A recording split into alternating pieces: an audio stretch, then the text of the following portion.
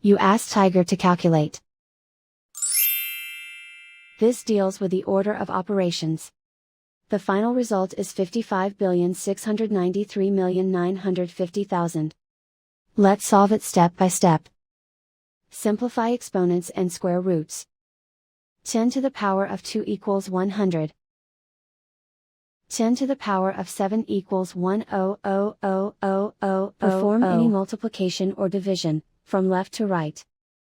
6.591 times 1,000,000 equals 65,910,000 times 8.45 equals 5,569,395. 556,939,500 times 100 equals 5,569,395. And so the final result is 55,693,950,000.